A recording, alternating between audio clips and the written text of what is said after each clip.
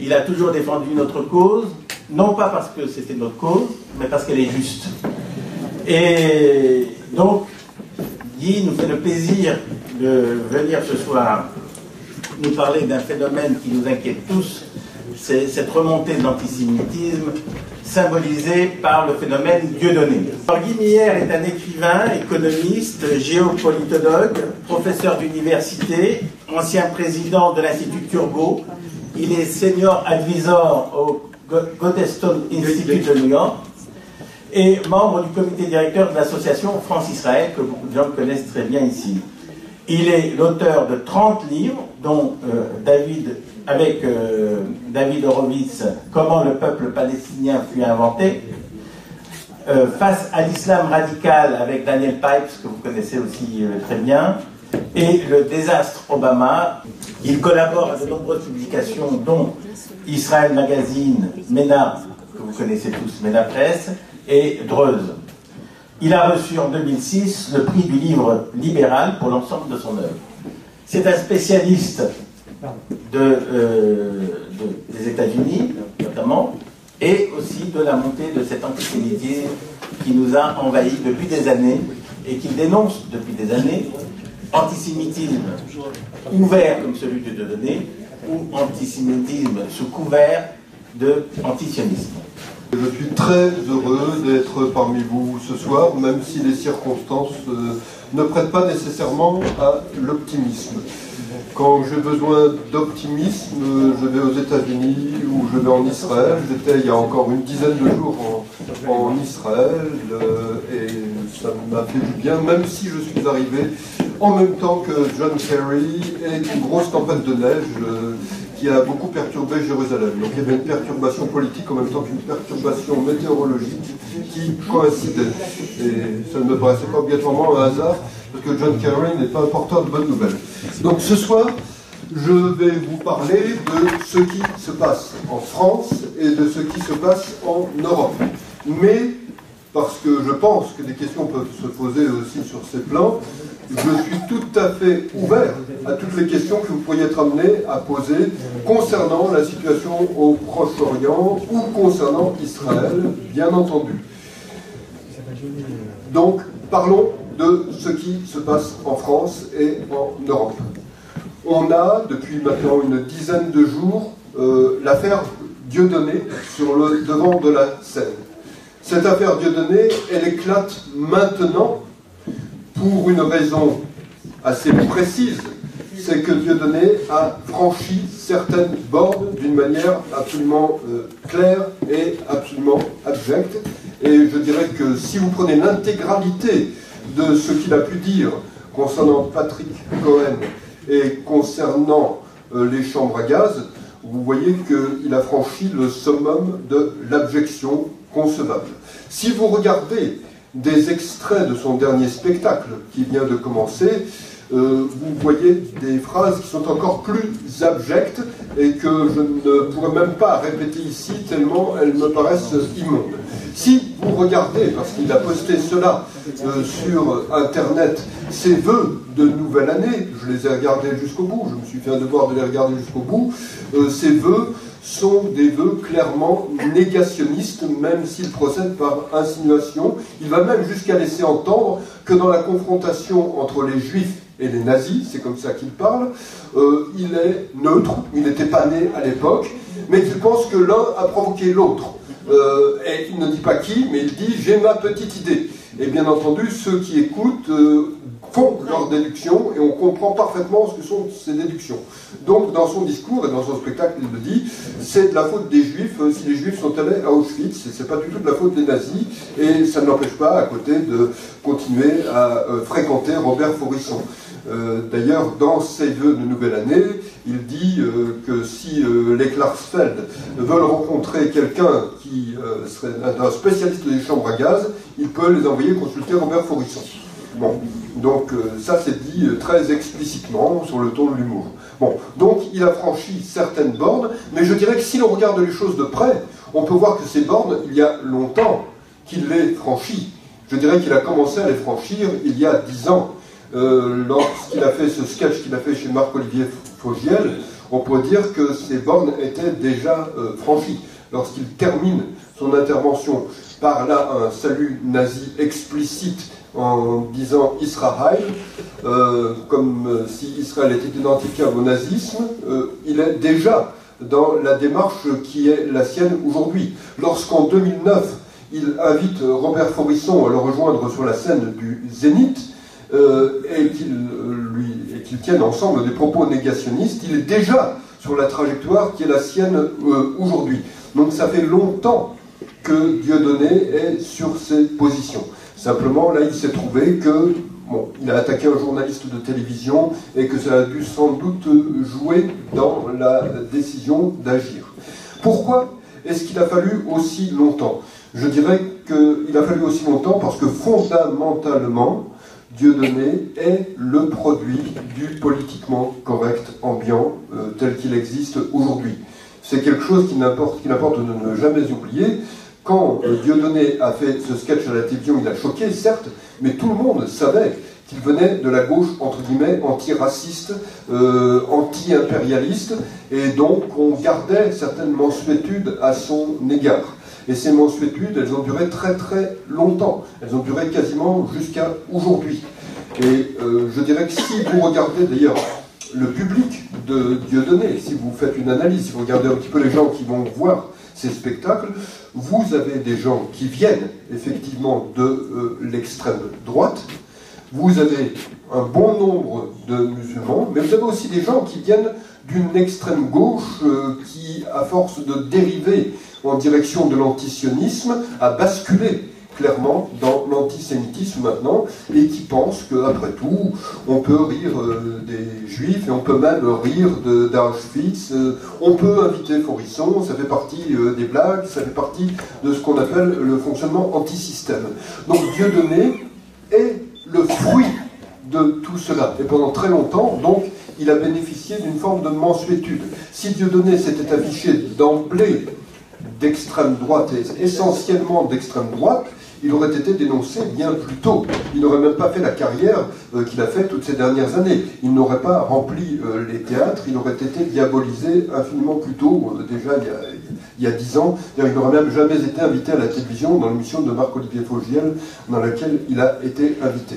Donc c'est un point à ne jamais oublier, Dieudonné est le produit de la gauche bien pensante et de l'extrême gauche telles qu'elles existent en France. Et c'est simplement quelqu'un qui, maintenant, apparaît comme ayant franchi la ligne jaune, et donc à partir de là, la gauche et l'extrême gauche commencent à dire non, là, décidément, on ne veut plus être associé à cela. Donc on sacrifie le pion Dieudonné, mais ça ne change rien à tout le contexte. Et d'ailleurs, je dirais que autant je trouve qu'il faut dénoncer Dieudonné, qu'il faut le critiquer, qu'il faut le combattre, qu'il faut combattre la multiplication de ce geste qu'il a popularisé et que sa femme a breveté d'ailleurs, la quenelle, autant je trouve cela, autant je suis méfiant vis-à-vis de ce qui est en train de se dessiner.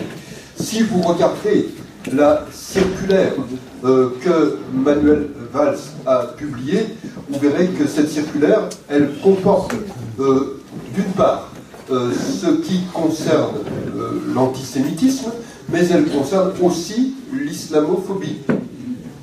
Donc on commence à voir des amalgames qui se mettent en place. Et ces amalgames, ils se trouvent prolongés. Vous n'avez peut-être pas encore vu la prochaine couverture du Nouvel Observateur, mais si vous la voyez, attendez-vous à peut-être une réaction de dégoût. Enfin, ça a été plutôt la mienne. Cette couverture, il est écrit dessus la haine en blanc, le fond est noir, et vous avez 3 photos au-dessus.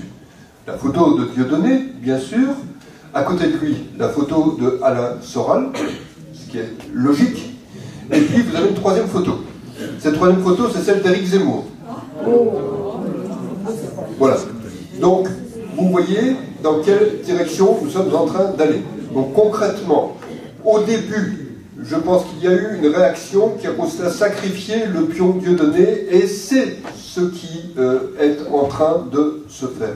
On se dit décidément, ce type n'est plus fréquentable et il risque de contaminer nos idées. Vous avez même vu les mouvements pro-palestiniens, entre guillemets, se désolidariser de Dieudonné en disant qu'ils pouvaient souiller leur cause. Et donc, même les pro-palestiniens n'en veulent plus. C'est pour vous dire à quel point on en est aujourd'hui. Mais vous avez maintenant une opération de récupération qui, à mon avis, va devenir une opération politique.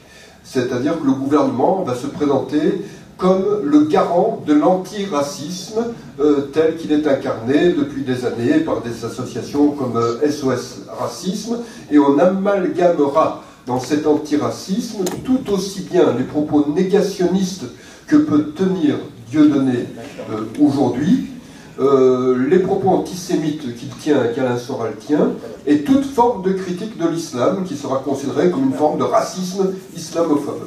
C'est cette opération qui est en train de se mettre en place. Donc, autrement dit, la réaction qui s'est dessinée et qui pouvait être légitime au départ va se trouver très clairement récupérée, reprise dans la direction du politiquement correct ambiant. C'est ce qui est en train de se dessiner. Cette récupération, je ne suis pas du tout certain qu'elle fonctionnera, parce que je dirais que beaucoup de gens comprennent parfaitement que ce type d'amalgame n'est pas légitime et n'est pas justifié. Beaucoup de gens comprennent parfaitement que si on dit, par exemple, il y a un danger islamique, ça n'est pas la même chose que dire... parce que je suis désolé, mais c'est la phrase qui me passe par la tête et je vous la dis parce que vous sachiez ce que Dieudonné dit son spectacle. Je ne peux pas dire que je sodomise les gens qui étaient à Auschwitz parce qu'on ne peut pas sodomiser un tas de sang. Bon, on ne peut pas mettre ce type de propos absolument infect, répugnant, qui atteignent le summum du répugnant. Je dirais que il y a très longtemps que je n'ai pas entendu des propos aussi répugnants qui m'avaient suscité en moi un tel dégoût. On ne peut pas mettre ça sur le même plan que de dire il y a du terrorisme islamique. De toute façon, les gens, pour parler du terrorisme islamique, il n'y a pas besoin qu'on leur fasse des commentaires. Il suffit qu'ils regardent, qu'ils allument leur téléviseur et qu'ils regardent un petit peu les actualités dans le reste du monde. Je dirais que dès que j'entends sur une télévision Allahu Akbar quelque part, je me dis ça va être suivi par un boom dans pas très longtemps et on va voir des ruines. Et en général, ça ne loupe pas, c'est comme ça que ça se produit. Donc je pense que beaucoup de gens le voient. Beaucoup de gens ne pensent pas peut-être à ce à quoi je pense quand je prends l'avion. Je prends beaucoup l'avion, mais je pense à chaque fois que je prends l'avion que tous les problèmes que j'ai pour prendre l'avion, devoir enlever ma ceinture, mes chaussures et je ne sais quoi, ça vient de nos amis les terroristes islamiques et que sans eux, on n'aurait pas ces problèmes pour prendre l'avion. Dire cela, c'est constater des faits, ce n'est pas incriminer des gens en fonction d'une race. Ce n'est pas incriminer des gens en fonction d'une ethnie ou en fonction d'une culture. C'est incriminer des faits bien précis. Donc cet amalgame est en train de se faire, et donc je disais, je pense qu'il est en train de se faire pour une raison très précise. C'est qu'actuellement, vous avez une montée très forte du Front National, et je pense que le Parti Socialiste veut tout faire pour essayer de trouver un moyen de juguler cette montée. Cette montée, elle est effectivement malsaine, c'est l'un des éléments de ce qui rend le contexte actuel malsain. Et d'ailleurs, on a pu constater, lors de précisément tout cet épisode autour de Dieudonné, que le Front National avait un discours très ambigu, qui montre que le Front National n'a pas changé. Marine Le Pen a voulu le dédiaboliser, comme elle a dit, elle ne l'a pas dédiabolisé du tout. D'une part, elle-même a dit que certains propos de Dieudonné l'avaient choqué, mais elle n'a jamais employé le mot antisémitisme. Jamais, jamais, jamais. Elle n'a pas dit « je condamne l'antisémitisme ».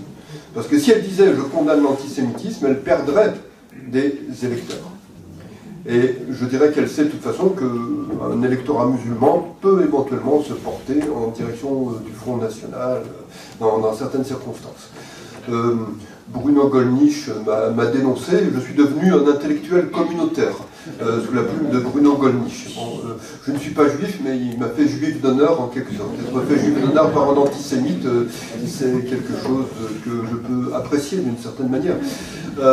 Et bon, après il a rajouté que j'étais antinational, ultralibéral, enfin tout un ensemble d'étiquettes qui, venant de sa part, ne peuvent que me flatter. La dernière fois que j'avais croisé Bruno Gollnisch, de toute façon, je l'avais croisé en compagnie d'antisémites patentés. Je pense que Bruno Gollnisch est antisémite, mais qu'il y a encore beaucoup d'antisémites au Front National. Donc je pense que l'opération montée par le Parti Socialiste, la récupération qui est en train de se faire actuellement, elle va se faire pour tenter de juguler la montée du Front National et pour tenter de faire oublier tous les autres dossiers. Je pense que ça ne marchera pas, et que ça ne marchera pas pour une raison très simple, c'est que nous sommes dans un contexte profondément malsain dans la France telle qu'elle est aujourd'hui, et plus largement dans l'Europe telle qu'elle est aujourd'hui. Je dirais que ce contexte malsain, il me paraît être le fruit amer, le fruit pourri des politiques qui sont suivies depuis des années et des années dans le contexte européen. Et il me paraît être le fruit amer, le fruit pourri d'une volonté de censurer le langage, de censurer les propos et d'orienter les propos dans une certaine direction. Tout à l'heure, j'ai parlé de pensée unique. Je dirais qu'il y a non seulement une pensée unique, mais aussi une forme de politique quasiment unique dans le contexte de l'Europe. Je dirais que toute l'Europe est orientée dans une direction socialisante, graduelle, et que nous sommes dans un contexte où la crise qui frappe l'Europe est une crise qui frappe beaucoup plus l'Europe que quelque autre région du monde que ce soit. On n'arrête pas de parler de crise, mais la crise est une crise profondément européenne. Et cette crise profondément européenne, je dirais que c'est fondamentalement une crise des États-providence. Cette crise des États-providence, elle fait que les charges qui pèsent sur les entreprises sont tellement lourdes que les entreprises créent très très peu d'emplois désormais. Donc le résultat, c'est une montée de la pauvreté, c'est une montée du chômage, à peu près partout. L'Allemagne est un petit peu épargnée parce que la dénatalité est catastrophique, c'est un point qu'on ne souligne à peu près jamais. Il y a aussi donc la dénatalité et le vieillissement des populations. Donc nous nous trouvons face à un effet cumulatif, face à une absence de création d'emplois, une absence de créativité entrepreneuriale assez large dans l'ensemble de l'Europe. Nous nous trouvons face à une montée de la pauvreté, face à les restaurants du cœur ont un grand avenir, hélas. Nous nous trouvons face à une montée du chômage. Nous nous trouvons face à un horizon qui est très fermé et très désespérant. Et nous nous trouvons face à une faillite générale de ce système, pour une raison très simple, c'est que maintenant que la monnaie est dématérialisée, il est très facile pour les gens de délocaliser l'argent qu'ils gagnent et de le placer ailleurs. Donc le système de redistribution qui impliquait de prendre aux plus riches pour donner à une clientèle de pauvres que l'on crée petit à petit est un fonctionnement qui marche de moins en moins et qui marche quasiment plus. Parce qu'il y a de moins en moins de riches, les riches s'en vont. Il y a de plus en plus de pauvres et de nécessiteux, de gens qui sont en situation d'assistance, c'est pas leur faute toujours. Et puis il reste une classe moyenne qui est prisonnière un petit peu du pays et qu'on fonctionne de plus en plus. Mais c'est un système qui débouche sur des déficits absolument catastrophiques, sur une stagnation, sur un horizon absolument désespérant à partir de là. Dans cet horizon désespérant, vous avez aussi, bien entendu, le phénomène d'islamisation de l'Europe qui se dessine. Et ce phénomène d'islamisation, c'est un phénomène qui découle du premier. On a fait venir des gens qui avaient de basse qualification, et ces gens sont souvent les premiers à se retrouver au chômage. Donc ils se retrouvent au chômage, ils se retrouvent dans des quartiers ghettoisés, ils se retrouvent dans la délinquance, etc. Ajoutez à cela tout le discours ambiant que l'on tient depuis des années, et un discours dont Dieudonné, d'une certaine manière, est le fruit. Et vous avez une situation explosive. Quel est ce discours qui est au cœur de la pensée unique? Un discours qui est fondamentalement imprégné de ressentiment. Et ce ressentiment, il est multiforme. Ce ressentiment, c'est un ressentiment anticapitaliste. Je dirais que l'Europe est un continent qui est très anticapitaliste. On ne le perçoit pas obligatoirement quand on est sans cesse en Europe, mais quand, comme moi, on va en Amérique du Nord assez souvent, on voit que les débats économiques ne se déroulent pas de la même façon. Dans le contexte européen, parler de libre marché, des vertus du libre marché, c'est devenu presque tabou, c'est presque devenu des mots obscènes, c'est presque devenu des mots d'horreur. Un entrepreneur doit presque s'excuser d'être entrepreneur, mais dire qu'il a aussi une dimension sociale. Sans ça, ça ne va pas aller. Donc l'idée que la richesse est quelque chose qui se crée, et que ça repose sur un processus de création dynamique, est quelque chose qui a tendance à s'estomper dans le contexte européen. Donc il y a un ressentiment anticapitaliste qui est très présent dans les sociétés européennes. À ce ressentiment anticapitaliste s'ajoute un ressentiment anti-occidental. La civilisation occidentale est rendue coupable de tous les maux. La civilisation occidentale a colonisé, elle a transformé des gens en esclaves. Quand on parle de l'esclavage d'ailleurs en France, on oublie de dire que ce sont des Africains qui prenaient d'autres Africains en esclavage avant de les vendre aux Blancs qui passaient par là. Et on oublie de dire aussi que l'essentiel de la captation d'esclaves en Afrique subsaharienne est venu du monde musulman et est venu du monde arabe. Tous ces aspects, on les gomme pour uniquement porter la culpabilité sur le monde occidental abhorré. Et je dirais que Dieudonné est quelqu'un qui a été élevé dans cet esprit, qui a été imprégné de cet esprit anticapitaliste, anti-occidental. Il est un fruit de tous ces discours-là. À ces discours-là s'ajoute bien entendu un discours anti-américain qui aujourd'hui est en train de reculer un petit peu parce que vous avez un président anti-américain à la Maison-Blanche. Donc d'une certaine manière, il fait le travail pour affaiblir les États-Unis, les éliminer de la scène du monde et les détraquer intérieurement. Et pour le moment, je veux dire qu'il parvient à de superbes résultats. Si l'on regarde ce qui se passe en Irak avec la tentative de création par Al-Qaïda d'un État qui recouvrait une partie de la Syrie et une partie de l'Irak, il parvient à des résultats remarquables. Si on regarde ce qui se passe dans la région sahélienne, la France y est empêtrée, au Mali, un petit peu plus bas en Centrafrique, on voit aussi qu'il y a des résultats remarquables de ce côté-là. Enfin, j'ai remarqué qu'en France, on n'en parle jamais.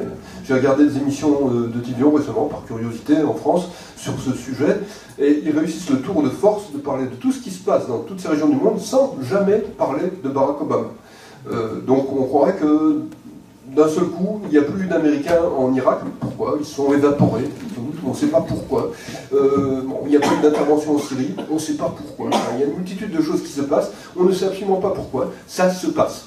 C'est tout, ça se passe par une forme d'opération du Saint-Esprit, comme on dit en contexte catholique. Bon. Donc nous en sommes là, donc l'anti-américanisme recule, mais il est toujours là, ne vous inquiétez pas. Il suffirait que vous ayez à nouveau un président républicain à la Maison-Blanche, et vous le verriez déferler à nouveau d'une manière absolument hystérique. Il n'y a qu'à se souvenir de la façon dont on a traité George Walker Bush pendant toute sa présidence dans le contexte français. On aurait cru que c'était la réincarnation d'Hitler, de Lucifer, rassemblés en une seule personne. Donc l'anti-américanisme est là, et l'anti-américanisme a toujours été une détestation, non pas des États-Unis, mais de ce que les États-Unis incarnent. C'est-à-dire des valeurs de liberté individuelle, des valeurs de droit. Les États-Unis sont, comme l'a écrit mon ami Yves Roucault, la puissance de la liberté. C'est cela que l'on déteste fondamentalement dans les États-Unis. Donc la détestation des États-Unis, qui est fondamentalement toujours là, chez Dieudonné aussi, c'est quelque chose qu'il est en partage avec une bonne partie de ceux qui le suivaient déjà il y a 10 ans, et c'est quelque chose qu'il est en partage aussi avec l'extrême droite. Parce que j'ai employé le mot ressentiment, et c'est un dessein. Le ressentiment finit toujours par se tourner à un moment ou à un autre vers les Juifs. Ça, c'est hélas une loi de l'histoire, c'est une effroyable loi de l'histoire. Actuellement, je travaille à un livre que je vais appeler Israël expliqué à mes filles, comme ça. Et donc j'ai repris un petit peu l'histoire du peuple juif. Et l'histoire du peuple juif, c'est quelque chose qui permet de voir la démarcation entre le bien et le mal. Et ça permet aussi de voir la démarcation entre l'amour de la réussite et le ressentiment. Et je dirais que sur ce plan, le ressentiment donc, se tourne très souvent en direction des Juifs pour des raisons, hélas, bien précises. Bon. Que le judaïsme est précisément ce par quoi les notions de bien et de mal, les notions de transcendance, vous savez, tout ce que nous devons au judaïsme, ça fait aussi partie des livres que j'envisage d'écrire, ce que nous devons aux Juifs et au judaïsme. Je ne suis toujours pas juif, hein, mais néanmoins, ça fait partie de mon cheminement intellectuel. Bon. Donc, concrètement, ça s'est tourné d'abord contre Israël. Et donc, vous avez vu monter l'antisionisme. Mais même quand, au départ, Dieudonné se disait antisioniste, ça ne faisait pas de lui une figure diabolique. Pourquoi? Parce que quasiment tout le monde, à gauche de l'échiquier politique comme à l'extrême droite, est anti-sioniste de manière modérée, en disant nous soutenons la cause palestinienne, mais un État d'Israël reconduit aux frontières de 67, c'est-à-dire à ce que Abba Eban appelait les frontières d'Auschwitz, ça nous conviendrait. Ça nous rappelle, il pourrait même dire que ça nous rappellerait peut-être des souvenirs, d'une certaine manière. Donc, concrètement, ce discours-là, ça passait. Le discours antisioniste, ça passait, ça a commencé à bloquer un petit peu du côté de la gauche quand Dieudonné s'est affiché sur sa liste antisioniste avec des gens comme M. Gouasmi et qu'on a vu qu'il avait des fréquentations du côté de l'Iran. Mais même là, ça n'a pas suffi pour le diaboliser. Donc concrètement, l'antisionisme est une forme d'antisémitisme, il y a une détestation de l'État d'Israël. Comme je l'ai écrit dans certains de mes précédents livres, je dirais que Israël, vous pourrez le remarquer, est le seul État que l'on peut diaboliser intrinsèquement sans être considéré comme un être abominable. C'est le seul État dont on peut dire peut-être qu'un jour il disparaîtra, et dont on peut même souhaiter la disparition dans une conversation qui reste censée être une conversation convenable. Donc la diabolisation d'Israël, ça passait. D'ailleurs, ça passait jusque dans le Parti Socialiste. Si vous regardez le rapport sur l'eau au Proche-Orient qui a été rendu à l'Assemblée nationale, vous voyez que ce rapport porte la signature de plusieurs dignitaires du Parti Socialiste et qu'on y trouve souligné le mot apartheid concernant Israël. Bon. Donc, quand Dieudonné disait Israël apartheid, ça passait. Quand Dieudonné disait israélien nazi, ça passait. Bon, tout cela, ça passait sans le moindre problème. Mais quand vous commencez à mettre le doigt dans l'engrenage de l'antisémitisme, vous finissez toujours par aller plus loin, et c'est ce que Dieudonné a fait. Donc nous sommes dans ce contexte, mais ce qui n'importe de voir, c'est que Dieudonné, ce n'est que la pointe émergente de l'iceberg. En dessous, vous avez toute la nébuleuse dont il est la face émergée, simplement. Et cette nébuleuse, elle ne contient pas qu'Alain Soral, que j'ai cité tout à l'heure. Elle contient beaucoup d'organisations islamiques. Je suis allé ces derniers jours sur des sites islamiques et bon, beaucoup ont commencé par défendre Dieudonné, dire il y a une opération qui doit se monter contre nous d'une manière ou d'une autre, mais on défend Dieudonné. Puis il y en a d'autres qui ont dit non, c'est peut-être pas un bon terrain, mais enfin non, il y a beaucoup de réticence à se détacher de Dieudonné de ce côté-là. Bon, et vous avez des gens qui sont clairement des néo-nazis et des antisémites virulents. Vous avez un site qui s'appelle Joe le Corbeau. Par exemple, bon, ce site est un site absolument abject, et c'est d'ailleurs le site dans lequel vous avez le plus de photos de quenelles, je pense. Alors là, vous avez tout l'assortiment des quenelles que certains présentaient encore il y a peu de temps comme un geste anti-système, mais vous avez ce salut nazi inversé devant le camp d'Auschwitz, devant la maison d'Anne Frank à Amsterdam, devant l'école Ozar Hatorah à Toulouse, à Drancy, devant le mémorial de la Shoah. Vous avez une quenelle de Alain Soral devant le mémorial, non, au sein même du mémorial, aux victimes juives de la Deuxième Guerre mondiale à Berlin. Donc tout cela, c'est pas un hasard. Et donc les gens qui disent qu'ils ne savent pas mentent. On sait très facilement ce que l'on fait. Donc concrètement, vous avez toute une nébuleuse qui s'est dessinée comme cela, et cette nébuleuse, elle a beaucoup de sympathisants dans le contexte européen. Parce que toutes ces idées dont je viens de parler, toutes ces idées de ressentiment, elles ont disséminé, elles ont germé petit à petit, elles ont produit des résultats. Et c'est pour cela que vous avez des gens qui disent « Ah, on peut rire de tout, mais pourquoi est-ce qu'on ne peut pas rire de l'Holocauste ?» Quand même, les Juifs, ils exagèrent, hein, ils n'ont pas le sens de l'humour. Hein. Bon, vous avez ce genre de réflexion à la sortie des spectacles de Dieudonné. Donc, désormais, la haine des Juifs, c'est quelque chose qu'on peut prendre à la plaisanterie, comme une plaisanterie dans le contexte européen. C'est normal. Et d'ailleurs, dans beaucoup de pays, juif peut redevenir une insulte. Tu ne vas pas manger dans ton coin, tu ne vas pas manger en juif. Vous avez des réflexions comme ça qui peuvent circuler dans les cours d'école. Donc je dirais que l'antisémitisme se banalise à nouveau. Et vous avez tout un conglomérat monstrueux d'idées qui prend forme, qui sont des idées anti-occidentales, anti-capitalistes, anti-libérales, d'une certaine manière, anti-américaines, anti-israéliennes et antisémites qui circulent dans l'ensemble de l'Europe. Ces idées, elles circulent, c'était sous-jacent dans ce que je dis, dans trois milieux essentiellement. L'extrême gauche, qui est imprégnée de ces idées, même si elles s'en défendent assez largement, les milieux musulmans, et je ne dis pas seulement les milieux islamiques, je dis bien les milieux musulmans, parce que simplement ça circule, parce que chez soi on peut regarder Al Jazeera, parce que y a une multitude de raisons. Et puis l'extrême droite, qui reste aussi sur ses positions. Et autour de cela, vous avez tout un ensemble de gens qui s'alimentent dans les grands médias. Et dans les grands médias, on a tout ce discours-là, mais en version plus soft, plus atténuée. Le seul ingrédient qui manque dans les grands médias, c'est l'antisémitisme. Ça, il n'est pas énoncé. Mais quand vous regardez des émissions de télévision qui concernent Israël, par exemple, je dirais qu'il ne faut pas s'étonner si ça vient alimenter tout cela. Ces émissions, elles décrivent un pays où je ne suis jamais allé. Par exemple, on montre tout le temps des soldats sur le pied de guerre. Des fois, quand je suis en Israël, je me dis où il y a des soldats quelque part, je ne les vois pas, je ne sais pas où ils sont. Quand je suis on montre aussi des policiers un petit peu partout. Pourtant, je vais en Judée-Samarie aussi. Des fois, j'en vois un ou deux comme ça sur la frontière, mais j'en vois pas ailleurs. Et sur les routes israéliennes, je vois plutôt moins de policiers que sur les routes françaises. Donc je pense que les journalistes qui font ces reportages doivent vraiment chercher. Ils me font penser aux journalistes qui se rendent à Los Angeles. J'ai un de mes anciens étudiants qui sert de guide à des journalistes à Los Angeles. Il y a des journalistes qui ne connaissent pas du tout Los Angeles, mais quand ils arrivent à Los Angeles, ils lui disent « Emmenez-moi dans un quartier qui est un ghetto où il va y avoir de la violence ».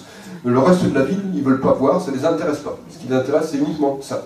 Donc là aussi, je pense qu'il y a des journalistes qui cherchent ça. Mais quand vous avez des reportages sans arrêt comme cela, quand vous avez des émissions comme l'émission qui a duré 1h30, un œil sur la planète, j'avais consacré un article à ce sujet, j'avais appelé un œil borgne sur la planète. Quand vous avez ce genre de choses, il ne faut pas s'étonner que si cela vient renforcer tout ce dont je viens de parler, tout ce ressentiment dont je viens de parler. Ils se disent, ils disent pas les choses aussi clairement que nous on les dit, mais ils pensent comme nous, sans doute, puisque regardez comment ils montrent Israël. On ne peut pas aimer Israël. Regardez comment, je le disais tout à l'heure, George Bush a été traité, et comment même aujourd'hui les républicains sont traités, comment les Tea Parties ont été décrites. J'ai donné des conférences pour les Tea Parties aux États-Unis. Ces gens, j'en ai vu aucun qui correspond à ce qu'on me décrit lorsqu'on me parle des Tea Parties dans le contexte français. Là encore, on décrit des gens que je ne connais pas, que je n'ai jamais rencontrés, que je ne rencontrerai sans doute jamais, bien que je fréquente des gens des Tea Parties. Donc, je pourrais allonger la liste à l'infini. Donc, je dirais que les grands médias alimentent tout ce discours. Et quand j'écoute des débats sur l'économie en France, bien que le français soit ma langue maternelle, très souvent je ne les comprends pas. Je me dis, mais de quoi est-ce qu'il parle? Je passe sur une chaîne américaine, je comprends tout. Pourtant c'est en anglais, c'est pas ma langue maternelle. Donc il y a quand même un phénomène étrange. Je ne comprends pas parce que c'est un charabia marxiste, keynésien, vaguement anticapitaliste, une espèce de bouillie comme ça, qui ne permet pas de déchiffrer quoi que ce soit. Donc je dirais que je pense que nous sommes dans une situation extrêmement dramatique. Et d'ailleurs, ce qui fait que cette situation me paraît dramatique, c'est qu'on ne voit pas se dessiner d'alternative à ce pourrissement qui est en train de se dessiner et de prendre forme. Il y a un journaliste israélien, je lis la presse israélienne, en général je lis la presse américaine, la presse israélienne, un petit peu la presse anglaise, et puis je finis par la presse française pour voir à quel point tout est déformé. C'est un peu près ma trajectoire tous les jours. Donc il y a un journaliste israélien qui disait « On dit que Dieudonné, ça représente la montée du fascisme. » Non, ça ressemble plutôt, disait-il, à l'époque de la République de Weimar. À l'époque de la République de Weimar, vous aviez des sociaux-démocrates au pouvoir, comme ça, avec un discours qui peut ressembler au discours antiraciste qu'on voit monter, etc. Et puis vous aviez les nazis qui étaient en embuscade. Et les nazis avaient un leader, qui était Adolf Hitler, qui a fini par passer très très rapidement, mais d'un très faible nombre de voix, un très grand nombre de voix. Donc je dirais que quand vous avez une situation de pourrissement dans une société, il suffit d'une étincelle, d'un leader qui se dessine pour que quelque chose puisse prendre une forme monstrueuse. Donc nous n'en sommes pas là, mais nous sommes dans une phase de pourrissement. Ce pourrissement est là. Et ce qui manquait dans l'Allemagne de l'époque de Weimar, c'était un discours qui présente un élan en direction de la liberté, de la dignité, du droit des êtres humains et d'un retour au dynamisme de la société. Ce discours était totalement absent. Et c'est l'absence de ce discours qui a produit ce qu'on a vu par la suite.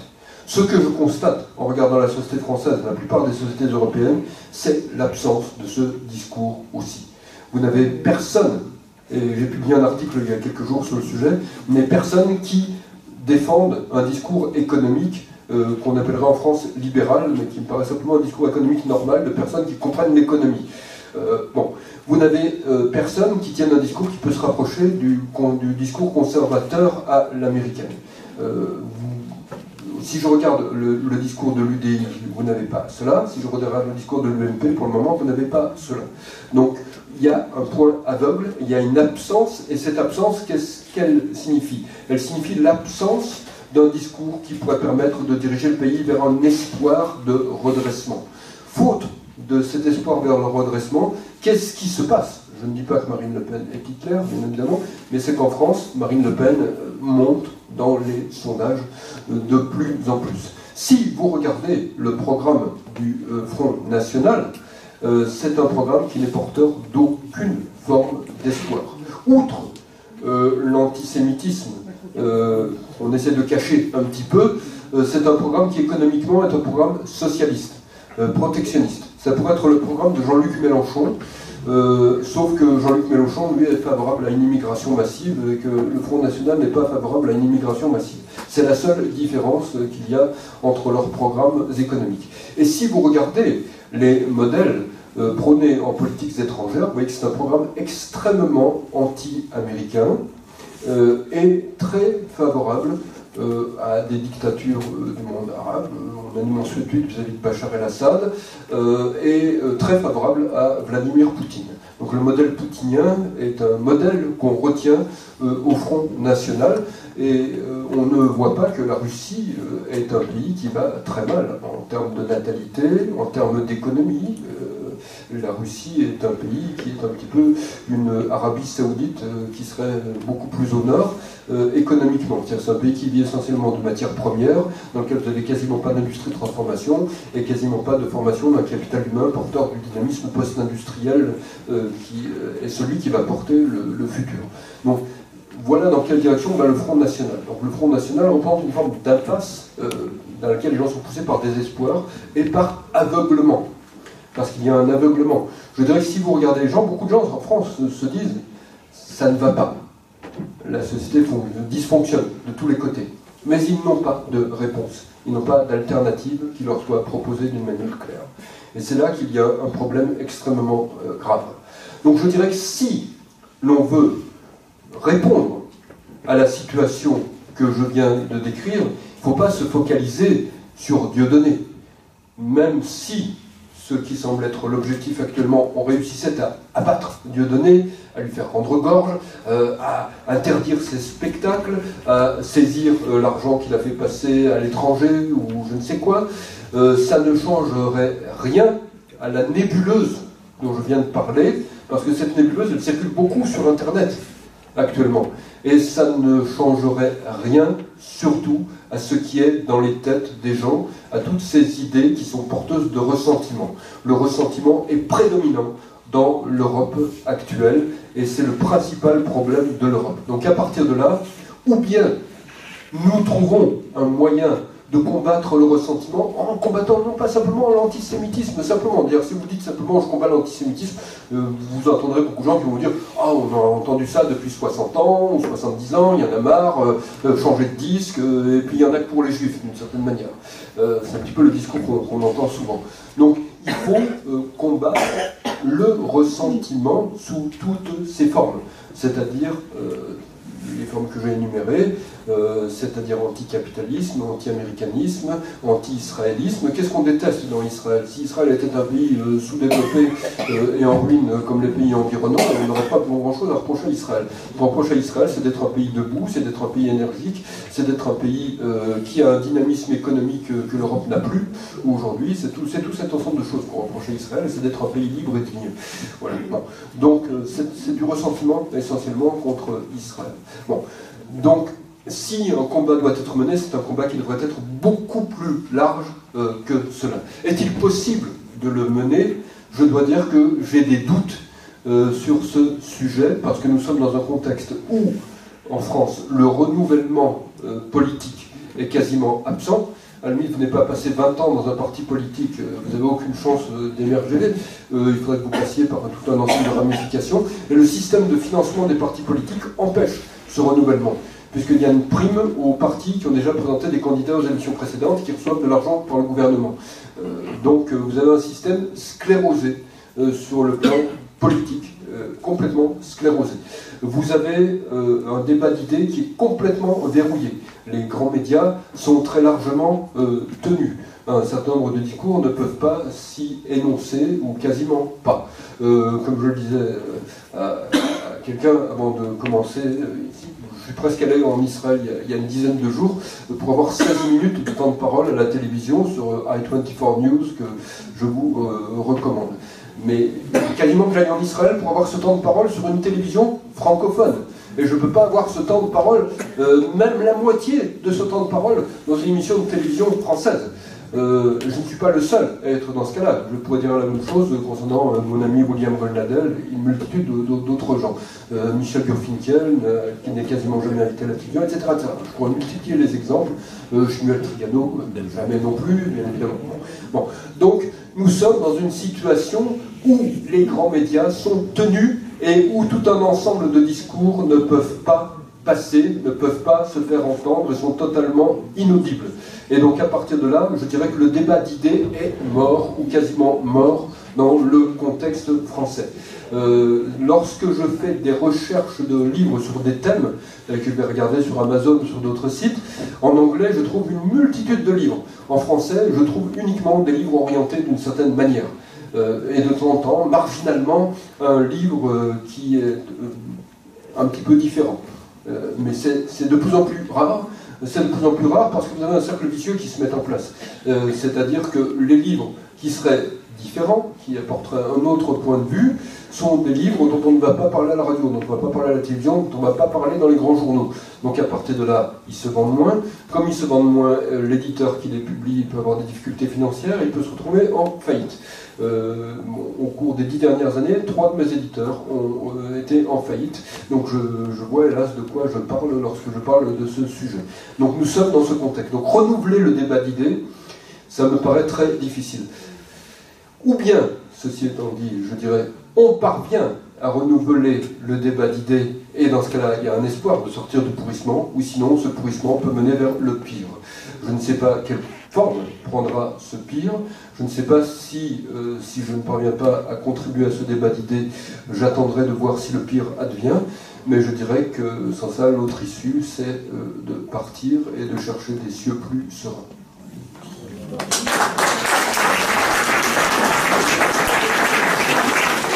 On va passer aux questions, je pense que vous en avez beaucoup. Moi, il y avait une question à te poser, c'est qu'on parle beaucoup du discours de Dieudonné dans ces spectacles, mais on ne parle pas beaucoup des réactions des spectateurs de ce spectacle. Parce qu'il suffit de voir des films sur la salle, parce qu'on a des gens qui filment un petit peu, et on voit des colibés antisémites, des rires sur l'antisémitisme, etc., qui révèlent quand même l'antisémitisme de ceux qui viennent pour voir ce spectacle. Et quand on entend parler, je ne sais pas si tu as vu, hier, il y avait des gens qui sortaient du spectacle, qui étaient interviewés par la télévision France 2, et les gens disent, mais finalement, on veut l'interdire parce que tout ce qu'il dit est vrai. Donc, l'essence de l'antisémitisme est, à mon avis, dans la salle. Et quand j'entends, j'ai vu Plenel qui parlait pour libérer, parce qu'il y a des gens, des jeunes qui viennent rire et qui ne savent pas qu'il y a de l'antisémitisme quand ils viennent voir Dieudonné. Je pense que ça aussi, il faut peut-être le dénoncer, autant que le spectacle lui-même. Qu'est-ce que tu en penses? Oui, mais c'est un petit peu ce que j'ai dit tout à l'heure. J'ai dit que c'était bien plus vaste que Dieudonné lui-même. Parce qu'il remplit une salle, effectivement, et les gens adhèrent à son discours, rient, ils ne voient pas ce qu'il y a de mal à rire à des plaisanteries abjectes, comme ça. Même si, ils peuvent venir. Ils viennent pour ça. Et je dirais que le discours qu'on entend très largement chez ces gens, c'est qu'ils sont contre le système. Et je dirais que le système, c'est tout ce contre quoi, à mes yeux, le ressentiment dont je parlais il y a un instant se trouve dirigé. Le système, c'est les capitalistes, c'est les financiers, c'est les puissants, souvent des juifs, c'est ceux qui sont tentés de tenir les médias, c'est Israël, c'est les États-Unis, c'est tout ça. C'est tout ça le système. Donc être anti-système, c'est être contre tout ça à la fois, et on doit pouvoir exprimer son ras-le-bol du système.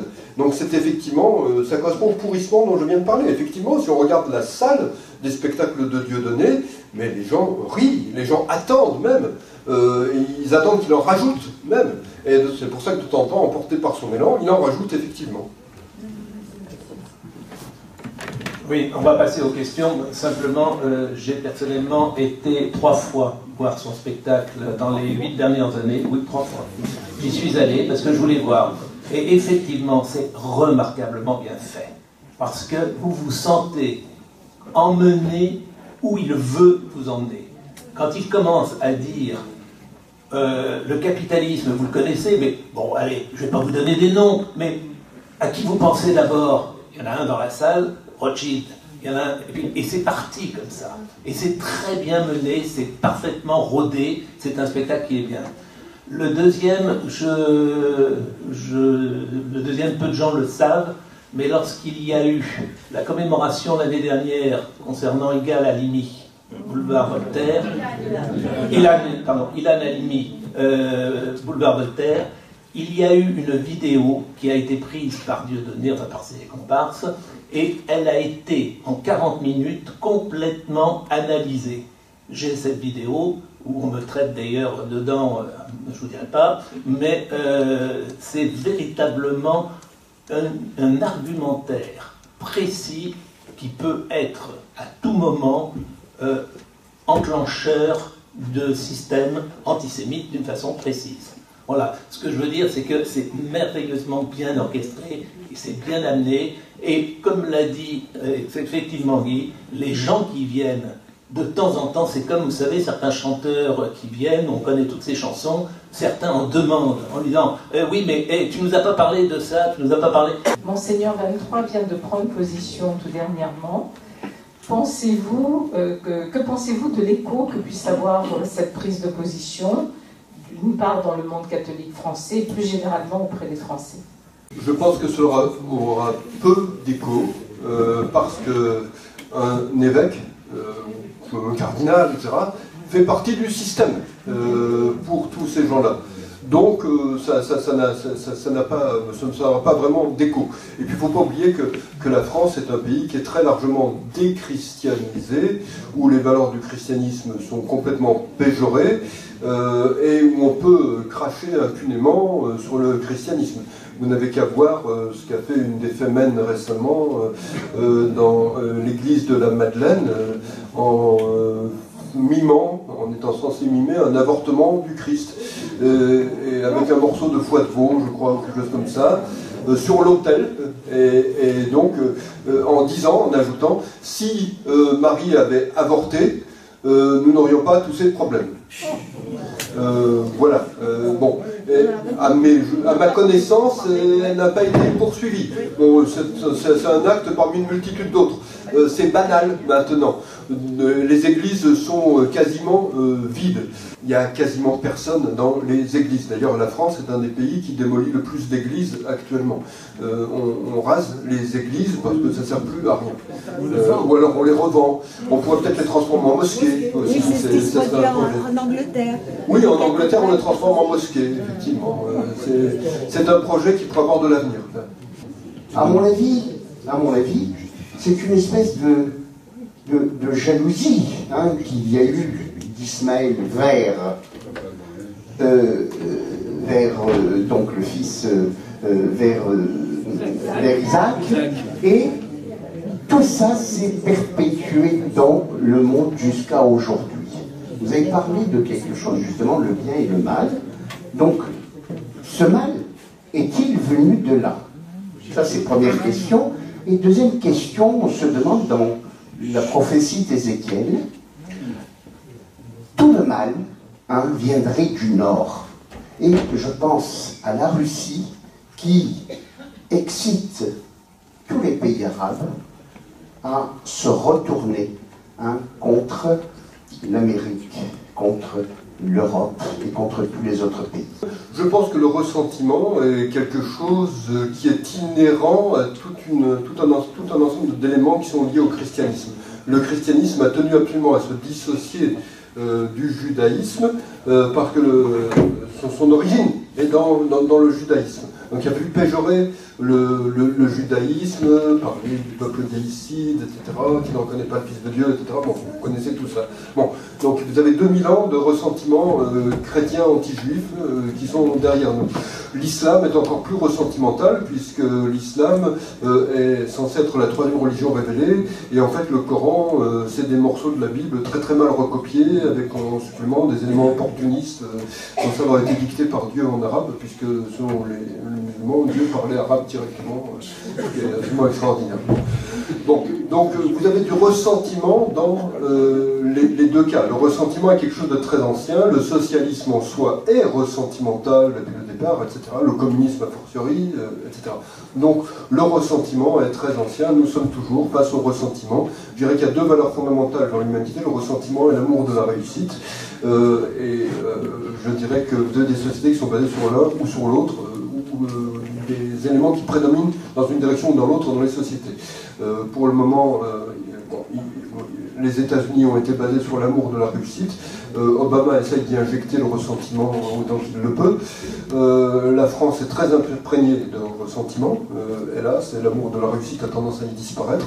Israël est une société qui est prédominante dans la direction de l'amour de la réussite, même si vous avez quelques ressentimentaux par-ci, par-là, qui peuvent vociférer. Bon, donc, voilà. Pour ce qui est de la deuxième partie de la question, ce serait beaucoup plus compliqué. Je dirais que Poutine doit prendre un certain nombre de positions pour essayer de préserver la Russie ou de reconstituer la puissance de la Russie, et il tire avantage de la politique désastreuse menée par Barack Obama au Proche-Orient. C'est-à-dire qu'à chaque fois que Barack Obama recule ou crée un désastre, il en profite pour avancer. Mais je dirais que pour danser ce genre de tango désastreux, il faut être deux, et donc Poutine a pour comparse Obama. Sans Obama, vous n'auriez pas ces avancées de Poutine. Il a lui-même ses problèmes avec ses musulmans. Oui. Oui, mais justement, oui, il y a aussi effectivement cette dimension, mais là, j'hésitais à rentrer dans une analyse géopolitique. Poutine a des problèmes avec l'islam radical sunnite, et donc sa tentative de s'appuyer sur un arc-chiite est une manière d'essayer de disposer d'un cordon de sécurité qui l'isolerait de l'islamisme radical sunnite.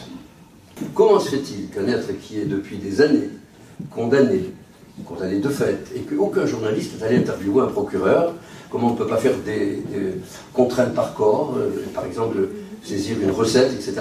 Ça, je crois que je l'ai entendu dans un micro-cravate, dans un micro-trottoir, par des gens qui disent qu'on ne comprend pas. Alors que moi, quand je ne paye pas une amende de 17 €, que je me fais flasher, dans les 48 heures, j'ai une application réussie. Alors, c'est là que je voudrais poser cette question.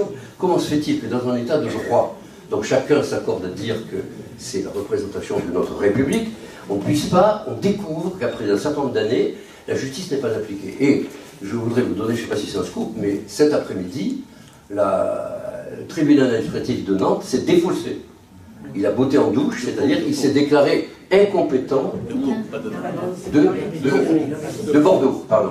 Voilà. Non, c'est demain. Voilà. Non, le tribunal administratif, suite à la plainte de Bordeaux. Par rapport à l'interdiction. Voilà. Alors, donc là, il y a quelque chose que je ne comprends pas dans cet état de droit, c'est l'attitude de cette justice. Alors, je comprends quand notre ami Veil nous a raconté le mur des cons, qu'il y a aussi du ressentiment chez la justice. c'est bien, mais tout de même, voilà. Donc on est en droit de s'interroger sur l'application de la justice dans un pays des droits de l'homme. Non, je ne pense pas que nous sommes dans un état de droit. Je pense que nous n'avons jamais été dans un état de droit. Un état de droit, c'est un état dans lequel il y a des principes de droit qui sont posés une fois pour toutes et qui doivent être respectés. Et la justice est effectivement une justice qui peut être tout à fait arbitraire, où les juges peuvent interpréter la loi. Et puis en plus, c'est une justice qui est de plus en plus noyautée par des porteurs du ressentiment. Si Clément Bayrenal, qui est aussi un ami, est venu ici, il a pu vous en parler. Le syndicat de la magistrature est très puissant à l'intérieur de la justice. Et donc vous avez des juges qui rendent des décisions à géométrie variable. Ils ne vont pas juger de la même façon toutes les personnes et tous les cas. Et donc si un juge a des sympathies entre guillemets pro-palestiniennes ou plutôt gauchistes, eh bien il va juger d'une certaine manière. Je peux compléter ça parce que malheureusement on est bien placé pour savoir ce qui se passe. Comme tu l'as très bien dit, d'abord en France, il n'y a pas un pouvoir judiciaire, mais une autorité judiciaire, ce qui change beaucoup de choses par rapport aux États-Unis ou à l'Angleterre, où le pouvoir est complètement indépendant et un pouvoir à part entière. Il est une autorité sous l'exécutif, ce qui change un petit peu la donne de toute façon. Le problème de la réforme pénale qui a eu lieu il y a très longtemps avec Badinter, c'est qu'elle a supprimé les peines minimales. En fait, dans l'ancien code pénal, il y avait un minimum et un maximum, il y avait une fourchette, ce qui contraignait d'une certaine manière le juge à donner un minimum. Aujourd'hui, il n'y a plus qu'un maximum. C'est-à-dire que le juge fait pratiquement la loi, puisqu'il peut appliquer la loi comme il l'entend d'une certaine manière, avec le maximum qui lui est toléré. Et ça me ramène à ce que j'ai entendu hier par le bâtonnier, Monsieur Le Sur, Maître Le Sur, qui dit « Mais il ne faut pas interdire le spectacle de Dieudonné, il faut passer par la justice, puisque Dieudonné encourt 1 an de prison ferme. » Encourt 1 an de prison ferme. Quelqu'un qui viole, il encourt la perpétuité. Combien ont été condamnés à la perpétuité? Quelqu'un qui tue, encourt la perpétuité. Combien ont été condamnés à la perpétuité? L'histoire de Dieudonné et de... La perpétuité n'existe pas. Elle n'existe pas. Oui. Et en fait, la perpétuité, c'est 35 ans. Hein, l'affaire Soral et Dieudonné, on la connaît bien, puisque dans cette loge, c'est des individus de cette loge qui ont entamé la première procédure contre Soral, il y a maintenant, je ne sais pas, près de 10 ans, sur une intervention de Soral à l'époque sur France 2, dans une émission qui s'appelait Complément d'enquête, et où il avait dit, textuellement, les Juifs, ça fait 5000 ans qu'ils nous emmerdent, c'est normal qu'ils dérouillent tous les 50 ans. Bon. Et personne, à l'époque, toutes les institutions dont on parle aujourd'hui, la Ligue des droits de l'homme, la LICRA, personne, à l'époque, n'a voulu poursuivre Soral pour une raison. C'est qu'à l'époque, on avait au tribunal, à la 17e chambre, une certaine juge qui s'appelait Madame Fédot, je cite son nom, parce qu'elle le mérite, qui n'a jamais condamné Dieudonné et les autres auparavant, parce qu'elle trouvait que c'était un délit d'opinion. Et elle n'a jamais considéré que les propos qui étaient tenus étaient un délit tout court. Et donc, on n'avait jamais réussi à faire condamner ces gens-là. Avec Soral, c'était très difficile, et ça a été la première condamnation pour ce type de propos dans des médias, etc. Et Soral a été à l'époque un peu assommé parce qu'il a été condamné à une amende alors qu'il n'avait pas beaucoup d'argent, et il s'est un peu calmé pendant quelques temps, puis il est revenu à la surface. Mais ça l'avait un petit peu. Dieudonné, nous sommes dans cette loge, avec d'ailleurs d'autres participants d'autres loges qui sont ici, et représentés par Maître Bakouche qui est dans la salle. On a poursuivi constamment Dieudonné. 15 fois, 20 fois, 30 fois, je ne sais plus, et il est là, il va me le dire. Chaque fois, le maximum qu'il obtient, c'est une amende. Une amende qu'il ne paye pas. Mais ça met des années à aboutir, parce qu'il y a la première instance qui dure, parce qu'on est dans une procédure très compliquée, qui est celle de la loi de la presse, etc. Après, il fait appel. Après l'appel, il y a cassation, parce qu'on est en pénal. Donc, tant que la cassation n'a pas dit le dernier mot, il n'y a rien qui se passe. Et puis, éventuellement, après, il y a la Cour européenne de justice. Combien d'années ça représente? Si aujourd'hui, on s'appuyait sur cette théorie d'aller au pénal, c'est-à-dire que le spectacle dont on va interdire le jeu demain va être traité dans 8 ans. C'est ça qu'on veut pour empêcher le spectacle, mais c'est se moquer du monde de dire ça. Et quand j'entends des gens parler à la radio en disant, notamment Plenel, parlait tout à l'heure Plenel, mais la liberté d'expression, c'est le droit à la dignité des personnes d'abord. Quand il y a eu un fameux livre qui vient de sortir sur le Front National, où 2 personnes du Front National étaient nommément explicitées sur leur vie privée, etc., qui étaient homosexuels, etc., le tribunal, qu'est-ce qu'il a fait? Il a interdit une partie du livre. Pourquoi? Parce que c'est une atteinte à la vie privée, à la dignité de la personne. Est-ce que les Juifs, en tant que tels, n'ont pas le droit à cette dignité? Non pas parce qu'ils sont parce qu'ils sont 600 000. Alors parce qu'on est 600 000, on n'a pas le droit à la même chose que chacun individuellement a droit. Est-ce qu'on a le droit de se moquer de nous, de rire de nous insulter, comme dans les années 30, ou dans les cabarets, des gens qui se disaient comiques, nazis, faisaient rire les gens sur les Juifs et leur nez cochu. Lorsque dans les cinémas, un film qui s'appelait Le Juif Sus a fait 2 millions de spectateurs, à une époque où le cinéma était ce qu'il est. 2 millions de spectateurs en France sur Le Juif Sus. Est-ce que c'est ça qu'on veut à la France de l'an 2000? Non. Et je pense que là-dessus, on doit être intransigeant. La liberté d'expression, ce n'est pas la liberté d'insulter les gens. Et je reviens un petit peu sur ce que disait tout à l'heure Guy. On confond 2 choses essentiellement différentes. La liberté d'expression, c'est la liberté de critiquer tout système de pensée, qu'il soit politique ou religieux. On a le droit de critiquer le judaïsme, on a le droit de critiquer le christianisme, on a le droit de critiquer l'islam. On n'a pas le droit de critiquer les personnes qui le pratiquent en leur accablant des qualificatifs qui n'ont rien à voir avec la religion. Quand on attaque les juifs, on ne les attaque pas sur le fait qu'ils mettent la kippa ou qu'ils font la Shabbat. Non, on les attaque parce qu'ils représentent l'argent, parce qu'ils représentent le pouvoir, parce qu'ils investissent les pouvoirs, parce qu'ils empêchent les autres de vivre, toutes choses qui sont fondamentalement fausses et qui incitent les gens dans la misère, qui sont dans des systèmes difficiles, dans des systèmes où ils ont du mal à vivre.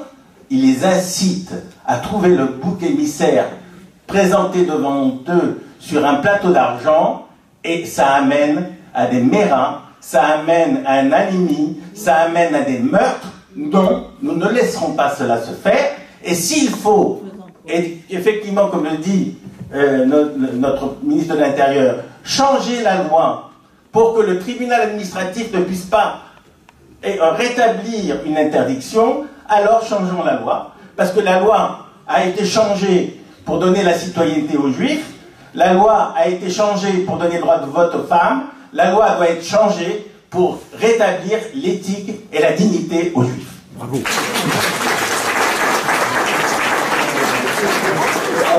Avant de prendre une autre question, je vais rajouter quelque chose qui montre qu'on est dans une société où un climat malsain s'est développé.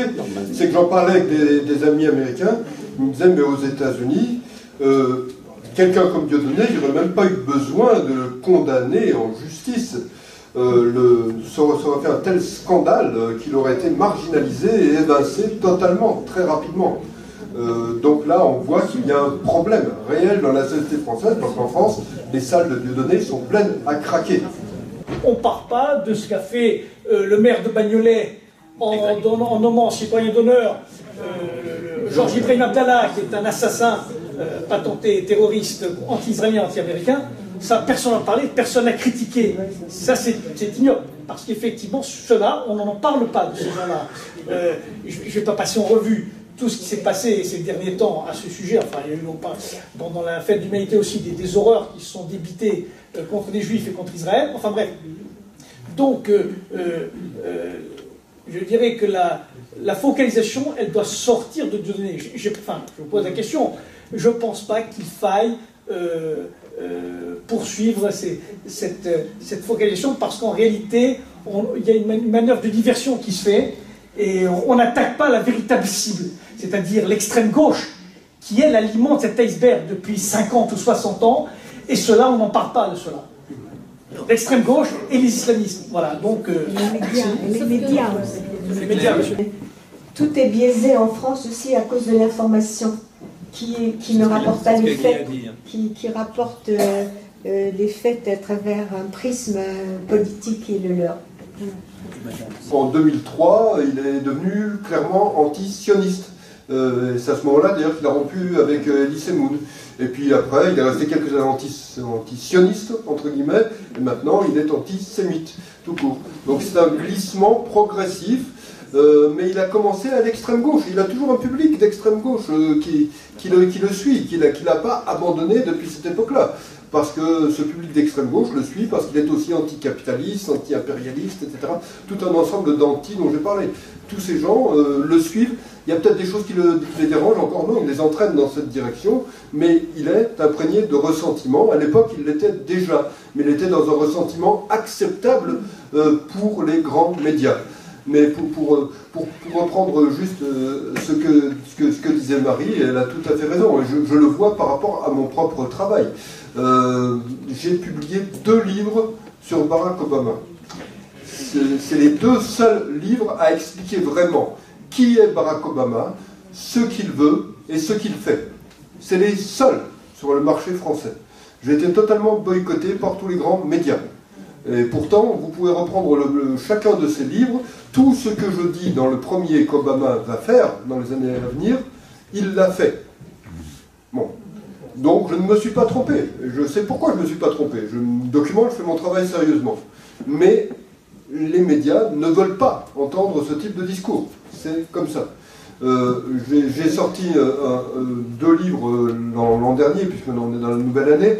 Un qui est L'islam radical est une arme de destruction massive, où j'explique le caractère fallacieux de ce qu'on a appelé le printemps arabe. Ça va dans ce sens-là. Est-ce qu'on m'a demandé d'en parler dans les grands médias? Non. J'en ai publié un autre qui s'appelle L'État à l'étoile jaune, sur Israël, la façon dont Israël est traité dans les grands médias. Est-ce qu'on m'a demandé comme ça de parler de ça pour rectifier un petit peu? Non, même pas une minute, rien. Voilà où nous en sommes. C'est pour rebondir par rapport au monsieur de tout à l'heure, quand il disait qu'il n'était pas intéressé par Dieudonné.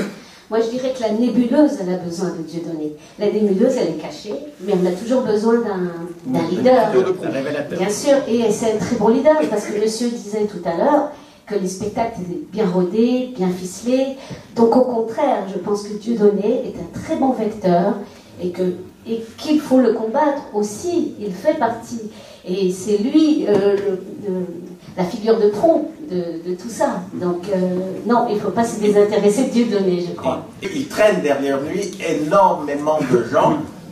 Le maire de Bagnolé, on le poursuit comme les autres, hein, parce que nous, on a une théorie, qu'il soit maire, qu'il soit député, qu'il soit sénateur, s'il a des propos antisémites, on le poursuit. On a poursuivi récemment encore la sénatrice, l'ex-sénatrice Thierry Boumedienne.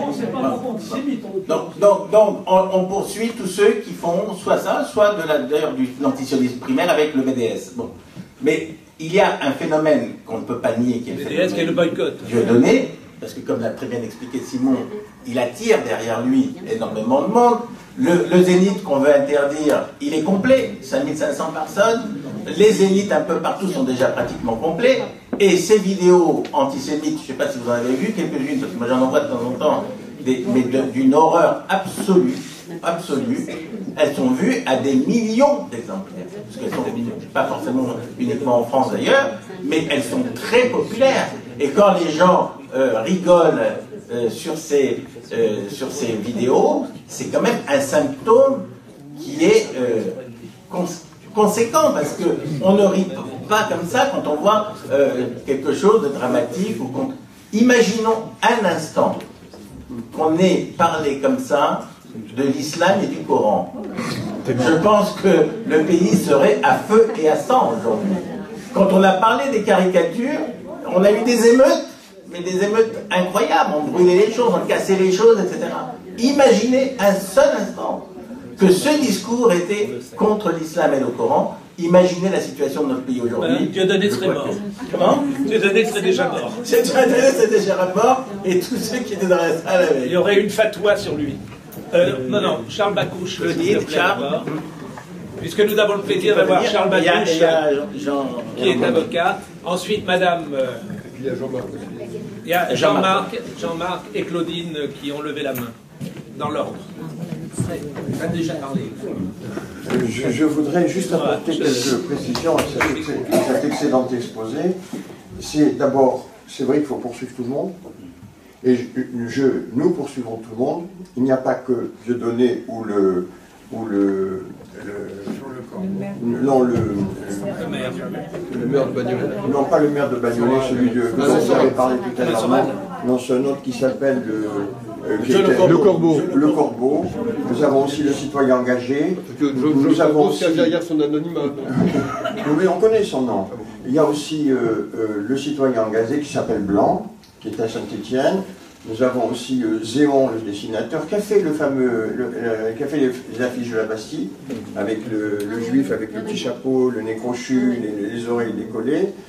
Nous avons aussi un Boris Lelay, qui n'est pas le président de TF1, mais qui est un breton qui en a assez de voir la mainmise des sionistes et des juifs sur les institutions françaises.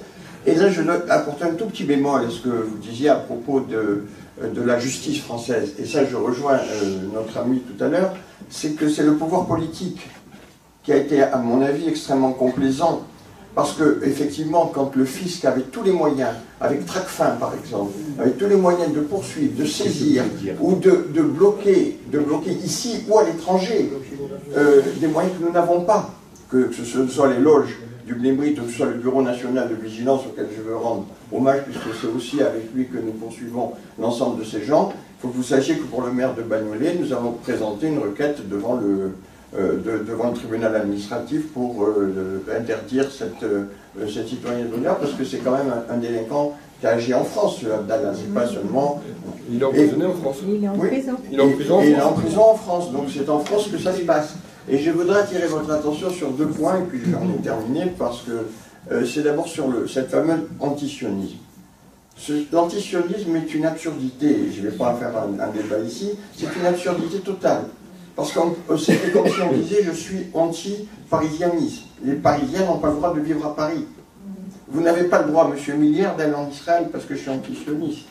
Ça ne veut rien dire, c'est une absurdité absolue. Ce mot antisioniste, c'est de l'antisémitisme pur, c'est même pas un masque. C'est un mouvement de libération nationale d'un peuple qu'on peut apprécier ou pas, mais je ne peux pas dire que je suis anti-FLN ou anti-MLPA. Je ne suis pas anti-FLN. Je dis il y a eu une histoire qui a fait que le FLN a créé un État en Algérie, ou le néo-destour en Tunisie, etc. Mais de dire je suis antisioniste, mais je ne suis pas antisémite, c'est un mensonge, c'est une idiotie, c'est une ineptie. Et j'avais eu un discours, mais très rapidement, avec M. Zelval, que vous connaissez, qui est un bon débatteur, et qui disait on a le droit d'être antisémite dans une réunion, et on n'a pas le droit on a le droit d'être antisioniste, mais on n'a pas le droit d'être antisémite. Et je l'ai repris en lui disant si je vous dis ça, c'est que vous acceptez qu'on soit antisémite sous le couvert de dire je suis antisioniste. Est-ce que je suis anti-Arabie Saoudite? Je ne veux pas que l'Arabie Saoudite existe. Je peux le penser si je suis un peu fou, mais elle existe. Elle est là. Donc je dois faire avec. Voilà, c'est pourquoi je termine sans faire de grandes phrases. Nous sommes en guerre. Et ça, M. Millière l'a très bien dit. Il a dit d'une autre façon, nous sommes en guerre. Et cette guerre, nous devons la mener tous. Nous devons agir en permanence avec tous les moyens que nous avons, chacun d'entre nous avec ses moyens. Nous devons savoir que nous sommes en guerre. Bravo. Bravo, Charles. Claudine, si vous voulez prendre la parole. Franchement, je tiens à remercier Charles Bakouche, notre avocat dans toute cette affaire, et j'espère qu'on va tous l'applaudir parce qu'il est le meilleur du monde.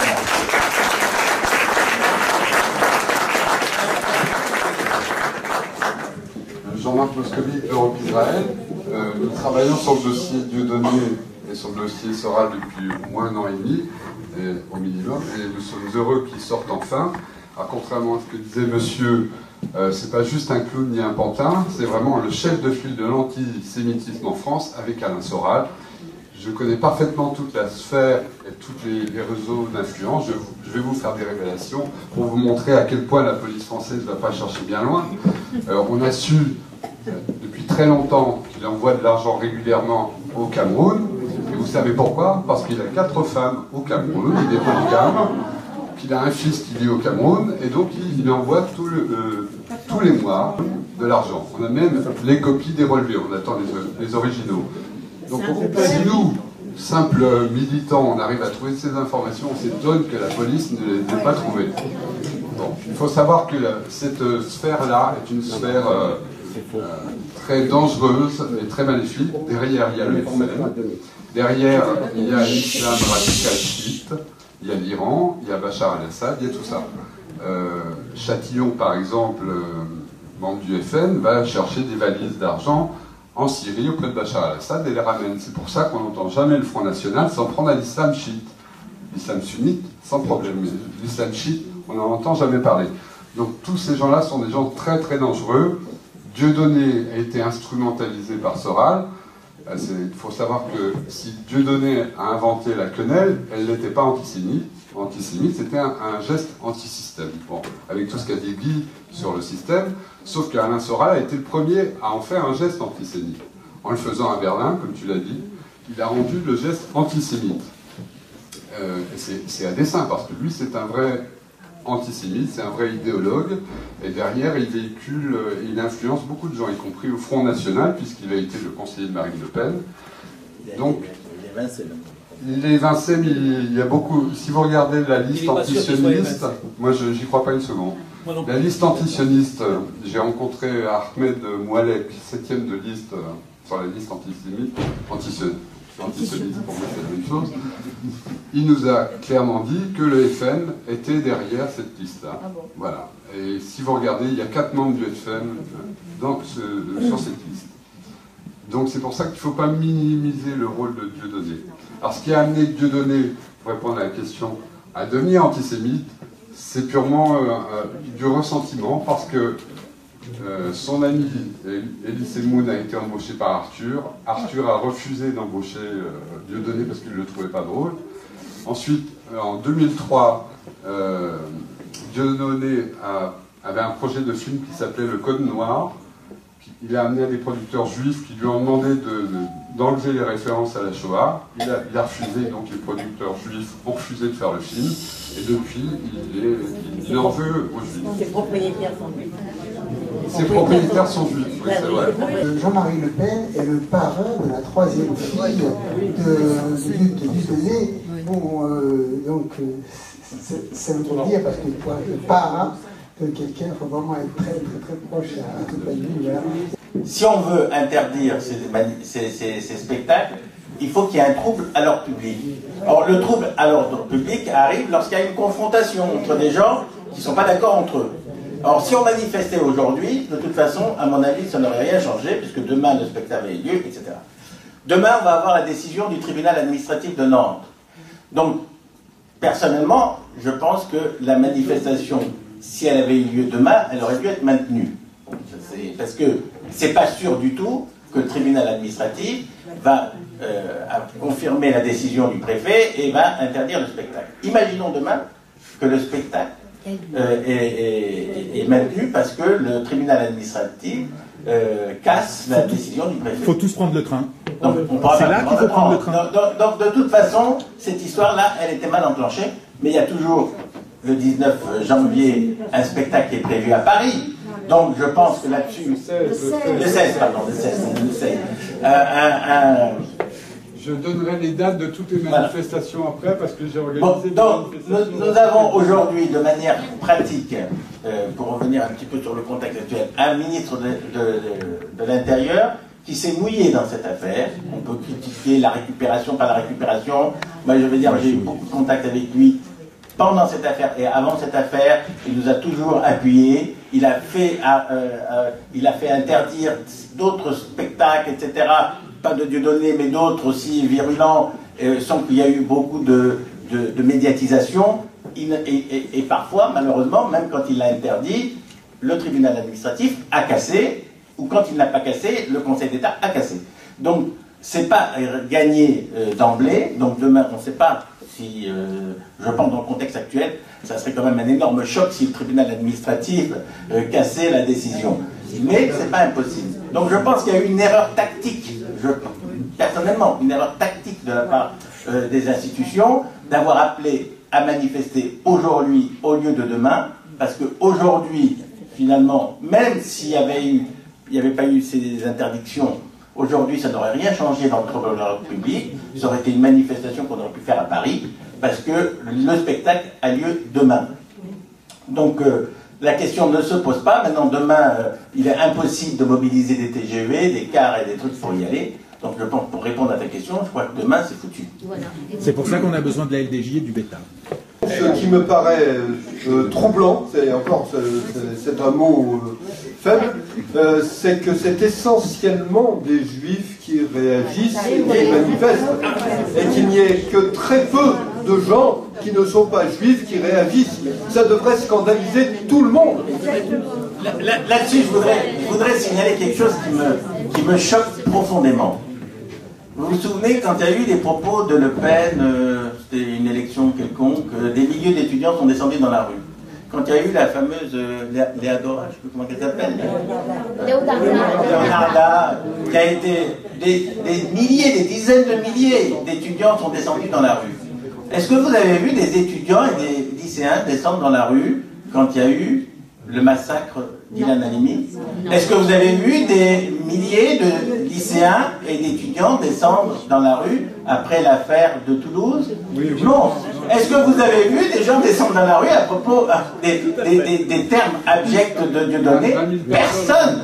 Donc je pense que là, il faudrait interpeller les responsables syndicaux, lycéens et étudiants pour leur poser clairement la question: est-ce que l'antisémitisme pour vous est quelque chose de si naturel qu'il n'y a aucun besoin de manifester? Et ça, c'est beaucoup plus dangereux, beaucoup plus grave que tout ce qu'on a mis jusqu'à présent, parce que là, c'est notre avenir. Les jeunes ont assimilé l'antisémitisme à tel point qu'ils ne manifestent plus quand il existe, alors qu'ils manifestent pour des choses qui sont finalement bien moins. Je suis français, je suis patriote, je suis pas juif. Les patriotes français qui sont attachés à leur culture chrétienne qu'on oublie, on ne va plus à l'église, mais quand même, on se sent envahi par qui, vous savez? Vous êtes menacés dans votre sang par les mêmes personnes. Comment ça se fait qu'on n'a pas plus d'union entre nous? En fait, c'est entre nous qu'il faut se parler. Les syndicats étudiants, l'UNEF et autres, de toute façon, leur camp est ailleurs. Ils espèrent gagner avec les voix du camp d'en face, vous le savez très bien. En revanche, nous, on pourrait peut-être faire quelque chose ensemble. Et on ne se parle pas.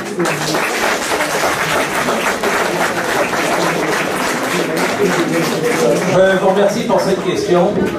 Une annonce? Oui. Vas-y. Alors, une annonce. Une annonce et ensuite... Je sais que t'es privilégié. Je voulais vous inviter à venir manifester avec nous devant le théâtre de la Main d'Or. Ouais. C'est important qu'on soit nombreux. Je pense qu'on sera environ 2000. Il y a le Bétard qui appelle avec nous, la LDJ, les filles et fils de déportés, le BNVCA, le CCJ 93, CCJ 94. Voilà. Donc, c'est à Paris, le 16 janvier, devant le théâtre de la Main d'Or, à 19h.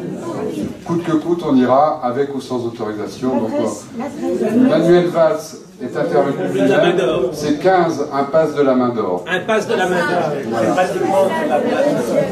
Par ailleurs, les manifestations de province, Europe Israël a déposé des demandes de manifestation dans toutes les villes. Il faut créer un trouble à l'ordre public et surtout donner aux préfets l'occasion qu'ils attendent de dire attention, risque de trouble, j'annule. Les premiers seront servis. J'espère que cette soirée a été fructueuse et qu'elle vous a permis de...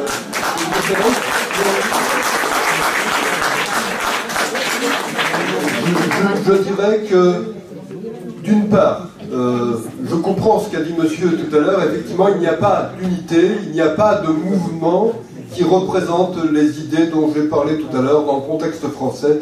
Et ça me paraît absolument pathétique, et ça vient, à mes yeux, de la destruction du débat d'idées. Nous sommes dans les conséquences de cette destruction du débat d'idées. Ceux qui ont voulu détruire le débat d'idées ont d'une certaine manière réussi. Si je prends mon cas personnel, je pourrais dire que petit à petit, j'ai vu les médias qui pouvaient m'accueillir se fermer les uns après les autres. Donc je vous dirais que d'une part, vous avez effectivement très peu de gens qui manifestent aux côtés des Juifs. Ça me paraît lamentable que nous soyons dans cette situation. C'est absolument lamentable. Ça montre qu'il y a une absence d'éthique dans cette population qui me révulse à certains moments.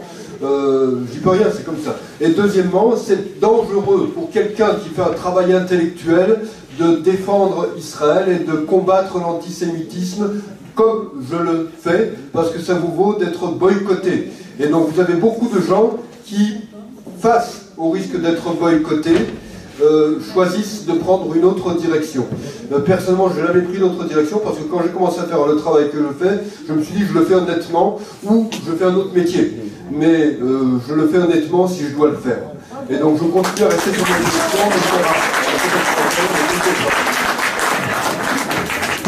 Merci à Guy, merci à tous.